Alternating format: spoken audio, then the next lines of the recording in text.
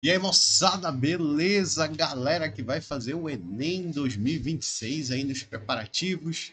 E aqui a gente vai começar a nossa primeira tríade de ciência da natureza, química, não é isso? A nossa ciência maravilhosa que estuda as transformações da natureza. E hoje a gente vai começar com um dos primeiros assuntos da físico-química, lembrando que a tríade são os três assuntos principais que podem cair na sua prova, certo? Levando em consideração aqui todo um aparato, não é isso, de todas umas situações, eu sempre vou escolher três questões que são muito objetivas para facilitar o seu estudo, beleza? Antes da gente começar aqui, eu já peço para você deixar o seu like, a sua curtida, se inscrever no canal do Tio Nox aqui, compartilhar, falar de onde você está falando, qual é o seu estado, seu município, certo?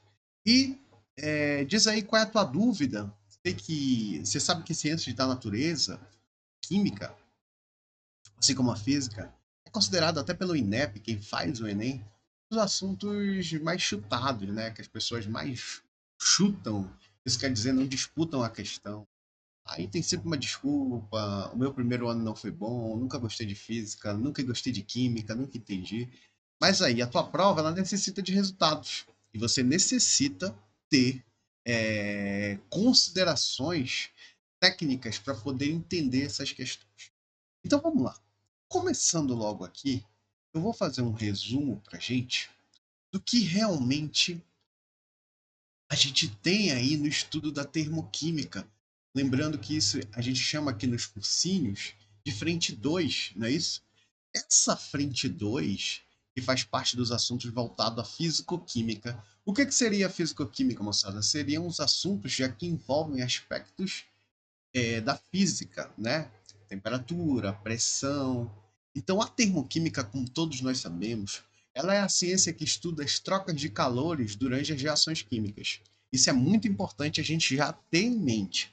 Assim como a cinética, a eletroquímica, o equilíbrio químico, o equilíbrio químico iônico, esses três assuntos, esses vários assuntos principais da físico-química, eles dependem muito da teoria e a aplicação prática é o que o Enem vai colocar para vocês. Você vai ver aqui, tá? Então eu fiz um resumo aqui rápido sobre o que o vestibulando deve estudar, beleza? Então ele fala aqui, ó, o estudo do Enem, né, esses principais assuntos da termoquímica. O primeiro que a gente logo começa são as reações exotérmicas e endotérmicas, é a primeira função. Lembre-se que a exotérmica libera calor, certo? A toda reação exotérmica ela libera calor. Queima de combustível, não é isso? Então, quando a gente tem a palavrinha aqui chamado ΔH, perdão, que o ΔH que ele fala aqui, esse ΔH, é a variação de entalpia, quando ela é negativa, significa que ela é exotérmica. E quando eu tenho gráficos, como ele mostra isso aqui, ó, eu tenho gráficos decrescente, ou seja, a energia dos produtos é maior que a do reagente durante uma reação química, eu tenho ΔH negativo. Isso vai me dizer que essa reação exotérmica ela ela é exotérmica pelo fato de ter o ΔH negativo. Beleza? A outra são as relações endotérmicas, no qual eu tenho o quê? Eu tenho absorção de calor, absorção de energia. Quando você vê essa palavrinha entalpia, energia, calor, você sabe que isso tudo tem, vamos dizer, um sinônimo. Então, nesse caso aqui, a energia endotérmica absorve calor e o seu ΔH é maior que zero. ΔH é positivo, certo? Isso é muito fundamental para a gente saber. Exemplo que ele coloca aqui, ó, fotossíntese, o cozimento de um alimento, ele absorve temperatura. Tranquilo? O segundo item é a entalpia e variação de entalpia. Então, a variação de entalpia sempre vai ser o seguinte: a energia dos produtos, que é a entalpia dos produtos, menos a entalpia dos reagentes. Isso é muito importante, certo? Por quê? Ele vai citar vários exemplos escritos para você que você já tem logo que imaginar tá ocorrendo ali uma variação. Então, o terceiro tópico que a gente tem aqui para falar são os gráficos termoquímicos de representação sobre exotérmico e endotérmico. Como eu falei para vocês, quando a energia dos reagentes é maior do que a dos produtos, aqui eu tenho um complexo ativado, né? Isso eu posso dizer que esse calor é exotérmico e o ΔH é menor que zero. Pelo outro lado, o calor endotérmico, como a gente está vendo aqui, quando eu tenho aqui os produtos aqui, ó, com uma energia maior do que a dos reagentes, eu tenho um ΔH positivo, certo? Então aí mostra os caminhos da reação com um complexo ativado, certo? Quarto item, formação, combustão e neutralização são os tipos de calor, certo? Então, por exemplo, quando eu tenho aqui para a formação de um mol, eu tenho um gasto de energia. Quando eu tenho o átomo lá, o meu átomo escrito, quando eu tenho a corrente de elétrons que eu vou quebrar uma camada eletrônica, eu gasto uma quantidade de energia. A mesma coisa é uma formação de uma molécula, vou gastar para quebrar essa molécula, eu gasto uma quantidade de energia. A combustão é a normal, é a mais comum nos casos de termoquímica. Se você coloca para queimar a gasolina, se você coloca para queimar o álcool, você tem um calor de combustão. Sempre no produto você vai ter a formação de CO2 e água e vapor. Essa é a reação de combustão. E aí, por último, a muito especial reação de neutralização.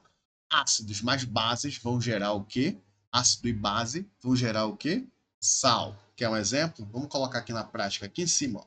Se por um acaso eu tenho uma reação de HCl mais NaOH, que é o hidróxido de sódio, lembre-se, o HCl é o ácido clorídrico e o hidróxido de sódio é uma base. Se eu ponho isso aqui para reagir, vamos lá. Vamos só lembrar que esse H+ é positivo, né? Esse aqui, o cloro é negativo, cátions e ânions. O sódio é um cátion e o OH é um ânion. Então, sinais diferentes, não é isso? O que eu vou ter aqui? O sódio vai encontrar o OH, certo? Ou, perdão, o cloro. Então, eu vou ter aqui NaCl, o sal, cloreto de sódio, mais a hidroxila com o hidrogênio que sobrou aqui, vai formar uma molécula de H2O. Então, aqui eu tenho uma reação de neutralização. Ácidos e bases estão reagindo. Cuidado com isso aí, que o Enem gosta de escrever esse processo de neutralização e você tem que imaginar essa reação.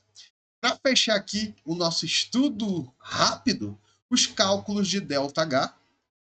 O cálculo de ΔH, a gente sabe, ele pode ser feito a partir dessa entalpia, a formação de entalpia, certo? E aí, dentro desse ΔH a ser trabalhado, eu já entro muitas vezes na parte estequiométrica da coisa, quando eu vou relacionar calor, energia de entalpia, com massa, mol, volume, certo? Isso aqui também pode ser a base para uma equação de Clapeyron, por exemplo, no estudo dos gases. A gente tem que estar ligado. E para fechar, nós temos aí a lei de Hess, olha que ela, a tão especial, dos caminhos de uma reação termoquímica, vão mostrar a lei de Hess. Então já caiu muito em várias versões do Enem, já caíram questões que falam de lei de Hess. Então isso aqui foi um breve resumo, vamos ver o que o Enem pede, certo? Peço aí já para você se inscrever no nosso canal, certo? Aqui no Treinando com as Exatas. Sou professor de Química, também trabalho matemática. Você pode ver que tem muitos vídeos de matemática. Eu sou professor dessas duas licenciaturas, tranquilo? Antes da gente ver aqui, deixa eu ver se está tudo ok. Beleza, maravilha. Então vamos lá. A primeira questãozinha aqui do ano de 2015, eu coloquei aqui para vocês o ano de 2015, falava mais ou menos o seguinte. Ele diz: aproveitando resíduos florestais, vem se tornando cada dia mais atrativo, pois são uma fonte renovável de energia. A figura representa a queima de um bioóleo extraído do resíduo da madeira, sendo ΔH1, ó, como ele falou aqui, o ΔH1, a variação de entalpia devido à queima de uma grama. Então, o ΔH1 que ele falou bem aqui, ó, tá aqui, ele já fala que esse ΔH é menos 18,8 kJ por grama. Beleza, Nox? Então, o que eu tenho aqui? A variação de entalpia da queima de uma grama desse bioóleo resultando em gás carbônico e água líquida. Olha, gás carbono e água líquida. Está bem aqui na reação do ΔH2, variação de entalpia 2. Não é isso? Na conversão de uma grama de água no estado gasoso para o estado líquido, ou seja, está ali no gasoso, vai passar para o líquido. Efeito da água, da chuva, né? O efeito da chuva. Fala muito disso. Então, o que ele diz aqui? A variação de entalpia para a queima de 5 gramas desse bioóleo, resultando em CO2 e H2O gasoso. Certo? Então, o que ele quer? A variação de entalpia em kJ. Vamos lá. Vamos trabalhar lá. Primeiramente, eu quero que você olhe para cá, tá? E imagine o seguinte. Eu tenho aqui o ΔH1, ΔH2, porém, existe uma situação, certo? No qual eu não consigo achar. Que esse aqui seria o quê? Eu tenho ΔH1, ΔH2, mas não tenho o valor do ΔH, que é desse espaço até aqui, ó. Eu não tenho ele, eu não sei quem é. Eu vou chamar ele de X aqui, ó. Vou considerar ele X. Para isso, primeiramente, como ele quer saber aqui a variação de entalpia, eu vou fazer uma troca aqui. O que é essa troca? A gente sabe que a gente quer achar esse ΔH nessa distância daqui para cá que a gente não sabe. A gente vai fazer isso aqui mais ou menos. Vamos fazer uma variação de entalpia, mas de um jeito diferente. Vamos colocar assim, ó. ΔH1, que é essa reação, é igual ao valor do ΔH, que eu não sei. Vou chamar ΔH aqui, tá? Mais, não é isso? Mais. Eu vou ter aqui quem? Eu vou fazer uma variação, né? Então aqui eu tenho o valor do ΔH2, certo? Então vamos lá, vamos substituir esses valores aí. Bom, Nox, o ΔH1 que ele me falou bem aqui, ó, tem esse valor, de menos 18,8 kJ. Então vamos substituir. Menos 18,8 kJ, beleza? Então vamos colocar aqui, só ajeitar aqui rapidinho.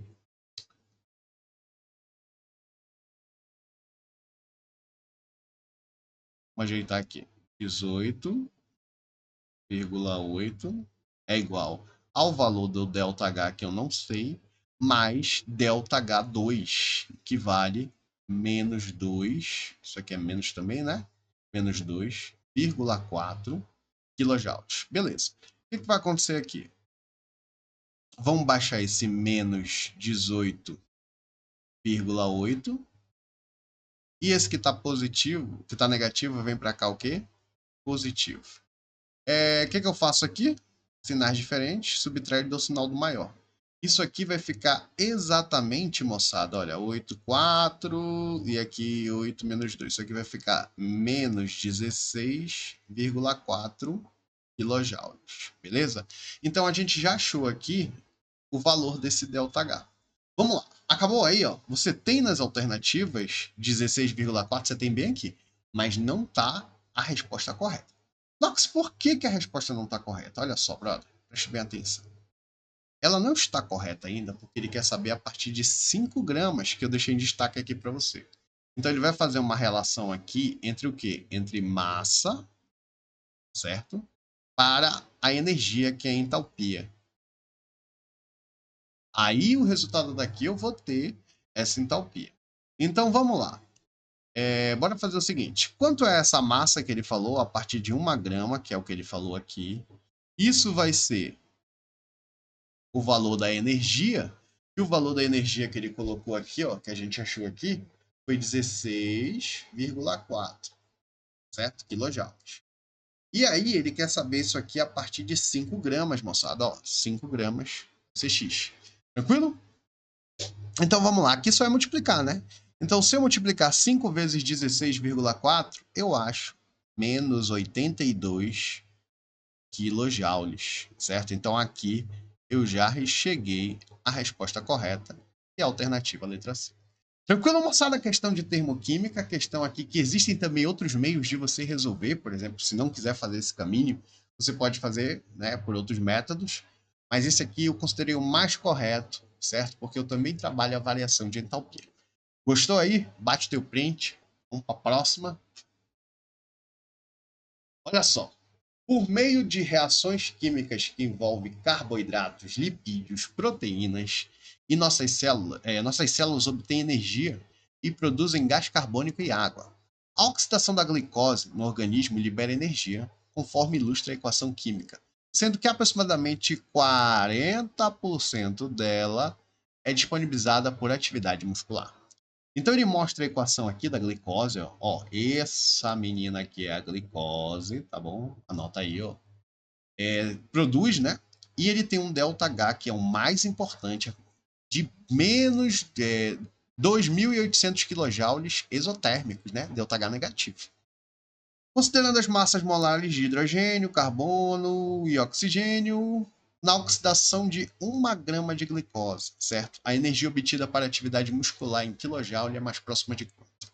A questãozinha aqui envolve o quê? A questão aqui envolve estequiometria, certo? Anota lá, ó. Por que, Nox, ela vai envolver estequiometria? Porque ela vai considerar aqui, ó, ela vai considerar duas situações. A primeira é que ele vai trabalhar aqui, ó, a massa, certo? Massa. E a segunda é que ele tem uma outra grandeza voltada à questão de energia, que é a entalpia. Beleza? Então vamos lá. Antes da gente começar esse pagodão aqui, vamos só achar a massa da glicose, tá? A glicose de fórmula aqui, ó. Pegar aqui, ó.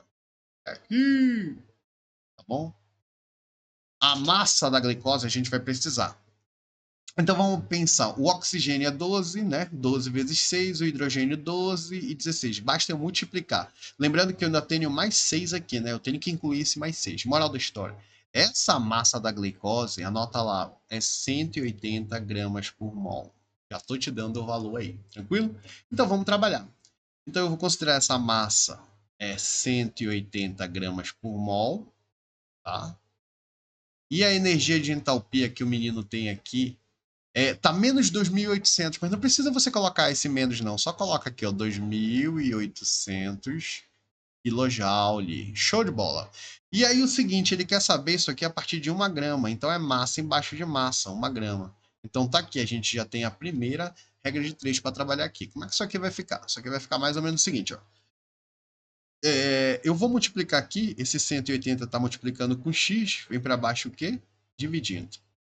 Então vai ficar 180 e 2.800 aqui em cima, tá? Então você elimina os zeros. 280 por 18, isso vai dar aproximadamente 15,5 kJ, tá? Aí eu pergunto, tem essa alternativa aí? Tu tem 15,6. Aí o menino já vai na maldade. Não, não pode. Por quê? Por que não pode, professor? Porque ele pediu para você considerar 40% desse valor. Então, essa entalpia que ele quer, que é essa energia, ó, ela só é 40%. E 40%, para ficar fácil, lembra que no dia da prova tu não está usando calculadora. A melhor forma de tu achar 40% é da forma fracionária. 40% desse valor de 15,5 joules, certo? Elimina aqui, 4 vezes 15, isso aqui vai dar 6 ponto alguma coisa, né? Isso aqui vai dar 4 vezes 15, 60. E vai dividir por 10, né? Então, esse valor aproximado, ele é igual a 6,2 kJ. Olha aí, guerreiro! Beleza? E isso está aqui na alternativa letra A, de amor, que é com amor no coração que se estuda essa química, essa ciência maravilhosa. Tranquilo? Então bate o teu print aí, vamos para a última da nossa primeira tríade aqui no Treinando com as Exatas, professor Nox. Segue aí, compartilha, espalha aí para os teus colegas que estão estudando, tá bom? Que aqui é tudo 0800. Então dá esse apoio aí para a gente trazer mais vídeos. Lembrando que essa é a primeira tríade de química, certo? Para fechar o nosso pacotão aqui, vamos para a última questão da nossa tríade, a terceira. Ele fala aqui o seguinte: o ferro é encontrado na natureza na forma de seus minerais, como hematita, magnetita, austita. Na siderurgia, o ferro usa pela fusão do minério de ferro em altos fornos e condições adequadas. Uma das etapas do processo é a formação do monóxido, não é isso? O CO, gasoso, utilizado para reduzir o ferro, o monóxido de ferro, né? Isso conforme a equação. Então aí é o seguinte, ele coloca aqui esta equação química, vamos colocar em destaque aqui, porque a gente vai precisar dessa meninazinha como referência. Então ele colocou aqui uma caçambada de equação com o seu ΔH, variação de entalpia, certo? Então ele pergunta aqui o valor mais próximo de ΔH em kJ, né, de ferro, de monóxido de ferro, para a reação indicada, né, do sólido e o CO, ele quer saber em kJ, o valor mais próximo do ΔH para a reação indicada, não é isso? Com o CO gasoso é mais próximo de quanto? Bom, vamos lá. Primeiramente aqui, gente, o que acontece? A gente está falando aqui do quê? A gente está falando de lei de Hess. Quando você vê mais de 3 equações com o ΔH, você está falando aí de lei de Hess. Tranquilo? Então, a lei de Hess são vários caminhos que levam para uma determinada equação. Agora você vai olhar para cá, para essa reação, tá? E vai imaginar o seguinte: ela vai ser uma referência. Então, na lei de Hess, vai ter momentos em que a gente vai multiplicar e que a gente vai inverter. Aquilo que é reagente passa a ser produto e vice-versa. Mas vamos entender uma coisinha rápida aqui, ó. Que eu quero que tu trabalhe comigo aí, ó. NOx. Monóxido de ferro. Eu tenho monóxido de ferro aqui, certo? Ó, aqui. Beleza, tá no reagente. CO. Eu tenho CO aqui, tenho CO aqui. Só que aqui do outro lado eu só tenho ferro e CO2. Significa que muitos caras aqui eu vou ter que eliminar. Beleza, tranquilo. Então, o que eu posso fazer aqui já para começar esse pagode e eu começar a descartar coisas? Então, vamos pensar aqui nessa primeira. Se eu pegar aqui, ó, eu tenho aqui, ó, eu tenho 3 de monóxido de ferro e aqui, ó, Fe2O3, eu também tenho o mesmo valor aqui, né? Então, eu vou fazer o seguinte, eu vou multiplicar essa primeira aqui, ó, essa primeira equação por 3, tá? Multiplicar ela por 3. Então, eu vou escrever ela aqui embaixo, multiplicando toda ela, inclusive o ΔH, ó, vou multiplicar por 3, tá? Então, vamos lá, me acompanha aí, ó. Eu vou pegar essa primeira e multiplicar por 3. Então, eu começo com 3 aqui, beleza, ó. Ferro, O3, mais, se aqui é 3 e multiplicou com 3, vai ser 9. 9 de CO, aí eu vou reagir, beleza? E aí eu tenho aqui, ó, 3 vezes 2 dá 6 ferros, beleza? Mais 3 vezes 3 vai dar 9 moléculas de CO2. Tranquilo. E eu já vou colocar aqui que esse ΔH vai ser 3 vezes menos 25. E isso vai ser o que, galera? Menos 75 kJ. Pode deixar desse jeitinho aqui. Vamos lá. Vamos para o próximo. Se aqui eu já multipliquei tudo isso aqui por 3, beleza? O que eu posso fazer aqui? Vamos inventar arte. Vamos tentar multiplicar isso aqui por 2, tá? Para ver o que acontece. Porque, ó, bem aqui, ferro, aqui eu tenho 9 de CO2, beleza. Vamos multiplicar aqui por 2. 2 vezes 3, aqui já começa 6 de monóxido de ferro, certo? Mais 2 vezes CO2, eu vou ter 2 moléculas de CO2, vou reagir, e é o seguinte, ó, 3, aqui é 2, né? 2 moléculas de monóxido de ferro,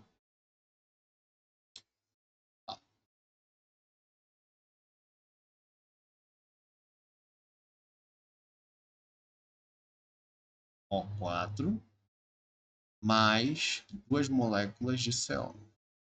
Beleza? Beleza. Aí, ó, para fechar aqui, eu vou manter aqui, eu não vou inverter nada, certo? Só vou lembrar aqui que o ΔH eu multipliquei por 2, né? 2 vezes menos 36, isso vai dar menos 72, ok? Vamos para a última. A última, ó, eu vou manter aqui tudo a mesma coisa. Por quê, ó? Porque nesse caso aqui, ó, 2, eu tenho 3, FO3, né? Aqui eu também tenho 3. Vamos ver o que vai acontecer aqui. Vamos colocar 2. Eu não inverti nada, né? 3, 4, mais CO2, mais 3 ferro de novo, mais CO. E o ΔH aqui, eu não vou mexer em nada. O ΔH aqui vai ser mais 47. Beleza? Então, olha só, guerreiro. Vamos aqui fechar, porque aqui eu tenho uma equação global. Vamos fechar aqui. Beleza, Nox, e agora? Bom, agora é o seguinte. Vamos ver o que se repete, né? Vamos aqui tirar o que vai se repetindo. Ó, isso aqui, tem um 2 bem aqui, né? Que eu esqueci. Eu vou cortar com esse carinha aqui. Já tá se repetindo. Aí, ó, 2 de Esse cara aqui eu vou cortar com esse carinha aqui, vou eliminar, beleza? E aí o seguinte, ó, 2CO2, 2 aqui, beleza. Agora você vai pensar aqui nesse 9CO, tá vendo ele aqui, ó, 9CO?